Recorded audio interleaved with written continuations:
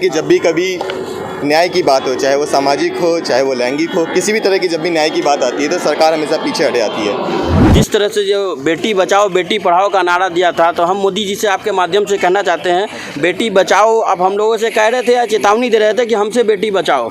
सरकारें, पुलिस, प्रशासन हर कोई एविडेंसेस के साथ खेलती रहती है, उन्हें बाईपास करती रहती है। चाहे इस वाले केस की बात हो, किस तरह से एविडेंसेस को ख़त्म किया जा रहा हो। मोदी जी बोले थे ना कि बहुत हुआ महिलाओं पर अत्याचार, अब की बार मोदी सरकार, तो क्या अचार डाल रहे हैं आप? होश वैसी ख्यालात नंगे लिए और दिमागों में है बस ये दंगे लिए, इन बलात्कारियों के समर्थन में फिर भाजपा वाले निकले हैं देखो तिरंगे लिए। पार्लियामेंट से हार्डली 15 किलोमीटर दूर में संगम बिहार की एक बेटी, जिसको क्या कहते हैं, जिसका इतना हीनियस तरीके से मर्डर किया जाता है, गैंगरेप किया जाता है, उसका उठा के उसको फरीदाबाद में उसका लाश से रिकवर होता है, उसके बाद कोई इन्वेस्टिगेशन नहीं हो रहा है। कितनी सारी महिलाएं हैं जो अभी संसद में बैठी हैं, विधानसभा में बैठी हैं, क्या उनमें से किसी ने एक भी इस महिला के न्याय के लिए आवाज़ उठाई?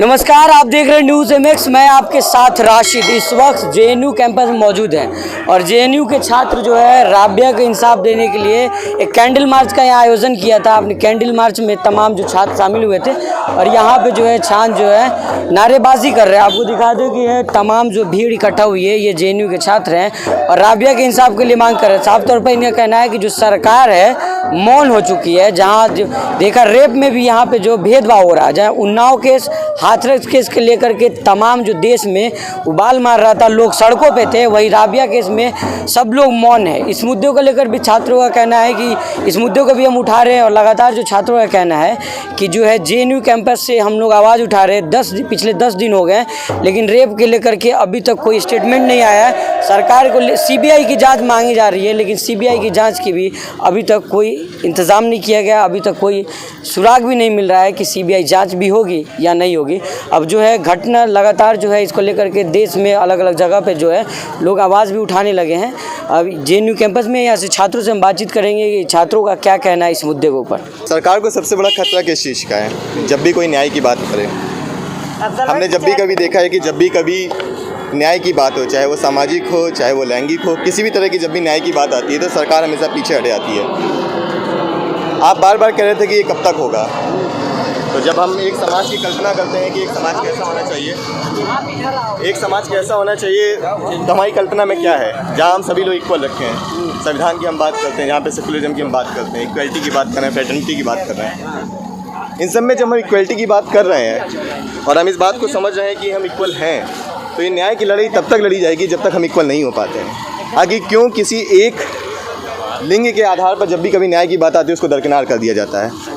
हम सबको पता है कि किस तरह से इस पूरे समाज में महिलाओं को एक दोहरे दर्जे का दिया गया है। चाहे हम एकेडमिकली बात करें या सामाजिक स्तर को देखें, हर जगह पर महिलाओं को दरकिनार किया गया है। चाहे उनके पालन पोषण से हो, एजुकेशन की बात हो, या फिर उनके शादी से लेकर आगे की चीज़ है, हर जगह एक जेंडर के आधार पे एक परफॉर्म को उसको रिलेट कर दिया गया है। और इस आधार पे मोदी जी ने तो अपने कैबिनेट में 11 महिला मंत्री को बनाया है। वो कह रहे हैं कि आदिवासी को हमने हक दिया है। पर ऐसे आबादी का क्या हक की बात करें जब वो बोल ही नहीं सकते हैं? इतने सारे मुद्दे हो गए, इतनी ज़्यादा फीमेल, अगर हम बात भी करें कि उनका उन्हीं के हिसाब से कितनी सारी महिलाएं हैं जो अभी संसद में बैठी हैं, विधानसभा में बैठी हैं, क्या उनमें से किसी ने एक भी इस महिला के न्याय के लिए आवाज़ उठाई? तो हम उन लोगों को नहीं मानते हैं जो हमारे रिप्रेजेंटेशन करने के नाम पर वहाँ पहुँच चुके हैं। यही बात तो हुई थी जब OBC की बात कही गई कि 27% ज़्यादा OBC को वहाँ पे बैठा दिया गया। अगर वो OBC की राइट्स के लिए नहीं बोल पाते हैं तो उसका क्या मतलब बनता है? सेम चीज़ यही है। इस चीज़ों को हमें ये नहीं समझना चाहिए कि अगर कोई भी महिला हमारे साथ वहाँ पर पहुँच जाती है संसद में, इसका बिल्कुल ये मतलब नहीं कि वो हमारे लिए आवाज़ उठा रही है। हमें उन लोगों को पहुँचाना है संसद में जो हमारे लिए यहाँ पर आवाज़ उठा रहे हैं, और जब वहाँ पहुँच रहे हैं तो आवाज़ उठा रहे हैं। हमारे असली रिप्रेजेंटेटिव वही लोग हैं। बाकी मोदी सरकार ने हमेशा जुमलों ढकोसलों से ही इस सरकार को आगे बढ़ाया है, देश की जनता को ऐसे ही बेवकूफ़ बनाया है। उनका नारा था बहुत हुआ महिलाओं पर अत्याचार, अब की बार मोदी सरकार बेटी बचाओ बेटी पढ़ाओ। तो आने के बाद क्या वो सही चीज़ें ख़त्म हो गई या फिर वो न्याय मिलना शुरू हो गया? निर्भया केस के बाद से हमने चाहे जितने भी फास्ट ट्रैक इस्टेब्लिश कर लिए हों, कौन सा ऐसा फास्ट ट्रैक है जिसमें एक फास्ट न्याय की बात कही जा रही हो? मेरे हिसाब से अभी तक कोई भी ऐसा केस नहीं हुआ या फिर जेंडर जस्टिस की बात हो जहाँ पर न्याय बहुत ज़्यादा जल्दी अवेलेबल कराया गया हो। सरकारें, पुलिस, प्रशासन हर कोई एविडेंसेस के साथ खेलती रहती है, उन्हें बाईपास करती रहती है। चाहे इस वाले केस की बात हो, किस तरह से एविडेंसेस को ख़त्म किया जा रहा हो। हम पुराने जितने भी केस उठा ले, हमेशा एविडेंसेस को ख़त्म ही किया गया है। तो ऐसे समय में हम बात कर सकते हैं कि ये सरकार जो है वो जेंडर जस्टिस को लेके बहुत ज़्यादा सीरियस है, वो है ही नहीं। सर देख रहे लगातार जो पिछले 1 महीने में 3 घटना हो चुकी हैं। दिल्ली कैंट, फिर इसके बाद जो है त्रिलोकपुरी, और अब राबिया सेठी का मामला सामने आया जो खुद डिफेंस में काम करती थी। मैं ये समझती हूँ कि बहुत ही शर्मनाक है जो भी सारी चीज़ें हो रही है महिलाओं को लेकर के, बहुत ही निंदनीय है। जिस तरीके से राबिया के साथ में ये चीज़ हुई है, तो मैं नहीं समझती कि यहाँ पर कोई भी महिला है जो वो सेफ़ है। दिल्ली जैसी जगह में, सेंट्रल जैसी जगह में अगर ये हालात है तो दूसरी जगह की तो बात ही छोड़ दो, यूपी की और गाज़ियाबाद की तो बात ही छोड़ दो। तो मुझे लगता है कि सरकार बहुत ही इस मामले में बहुत ही इस टाइम ये गूंगी बहरी सरकार हो चुकी है। अच्छा, क्या आपको भी कुछ लगता है डर कि जिस तरीके से एक बिल्कुल डर लगता है। 3 मामले सामने आए हैं? बिल्कुल डर लगता है। जो भी चीज़ें आजकल सुनाई दे रही है, महिलाओं के साथ में, लड़कियों के साथ में कोई भी सेफ़ नहीं है। रात में जाते वक्त में भी डर लगता है कि अकेले कोई छेड़ ना दे, कोई कुछ कर ना दे। हाँ, तो महिलाएं बिल्कुल भी सेफ़ नहीं है। तो क्या कहना चाहेंगे, कब तक मतलब धरना प्रदर्शन होते रहेगा लगातार? ये देखिए, आप लोग जैसा देख रहे हैं कि लगातार हम लोग, चाहे इससे पहले मनीषा वाल्मीकि का मुद्दा हो, या फिर दिल्ली कैंट में जो 9 साल की बच्ची के साथ हुआ वो हो, या फिर आज राबिया हो, हम लोग लगातार कैंडल मार्च कर रहे हैं।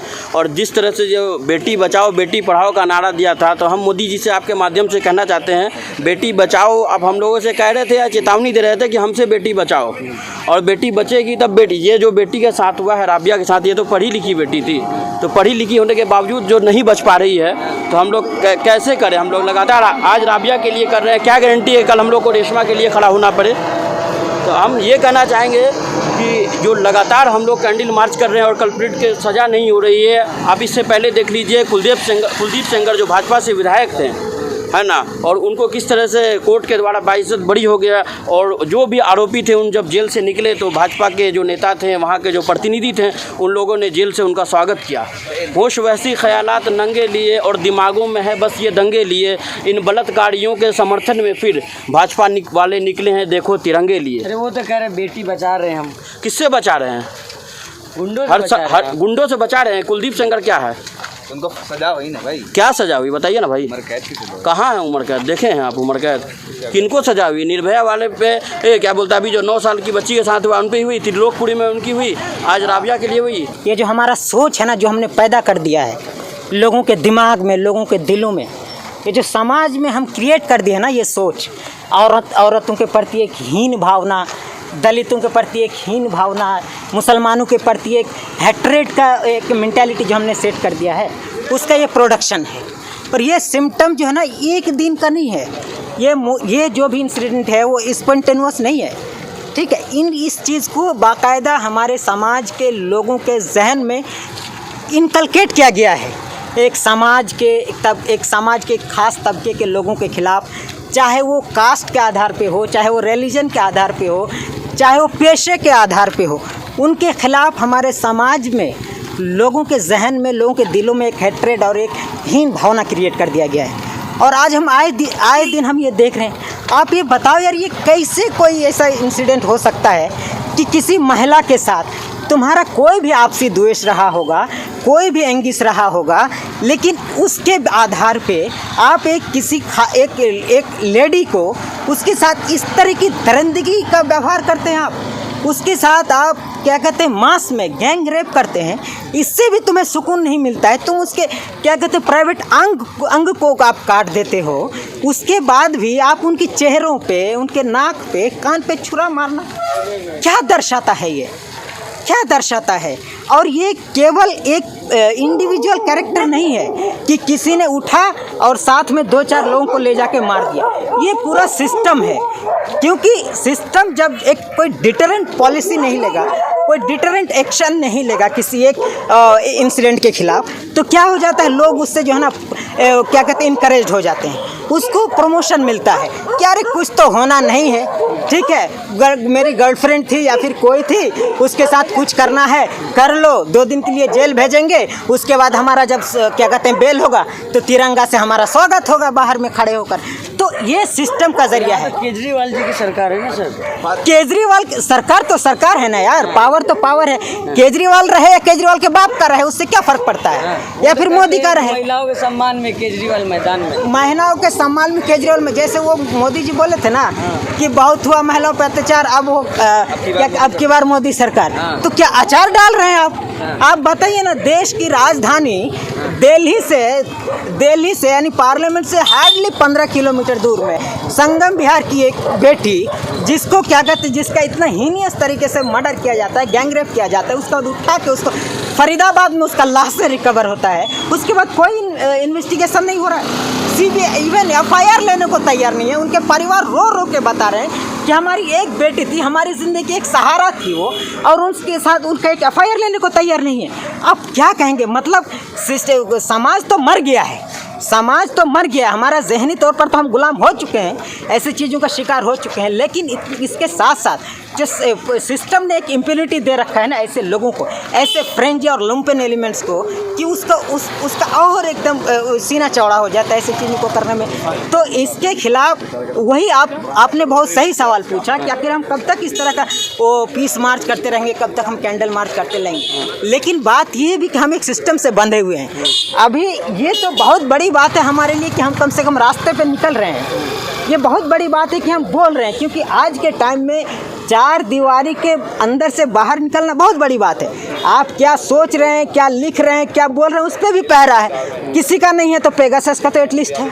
तो ऐसे हालात में अपने रूम से, अपने कमरे से निकल के आवाज़ उठाना, उसके जस्टिस के लिए मांग करना, ये एक मुझे लगता है कि एक बहुत बड़ा कदम है। और ऐसे केवल हमें ही नहीं, सभी लोगों को करना चाहिए। ये थोड़ा सा दुख तो होता है कि ऐसे हालात में जब एक इनोसेंट लड़की, एक क्या कहते हैं, अपना पेट पाल रही थी, जॉब में थी, सिविल डिफेंस में थी, उसके साथ ऐसा हीनियस एक मतलब वो ये होता है, क्राइम होता है, और उसके इन्वेस्टिगेशन के लिए ना CBI तैयार है, ना उनका FIR लेने के लिए पुलिस तैयार है, ना उनके खिलाफ यहाँ तक कि सो कॉल्ड अपने आप को समाजवाद और साम्यवाद के ढोंग करने वाले, वो भी आज सड़क पे नहीं है। वो भी आज नहीं है जो डफली लेके चिल्लाते हैं महिलाओं के लिए और पुरुषों के लिए, औरतों के लिए, और समाज के उन सभी क्या कहते हैं शोषित, दलित और क्या कहते हैं वंचित तबकों के लिए जो उनका वो सरपरस्त समझते हैं, आज वो भी नहीं है। उनके भी डफली शांत हैं, उनके भी ट्वीट बंद है। बताइए कि जिस तरह से अभी हाथरस का कांड हुआ, साथ पूरा देश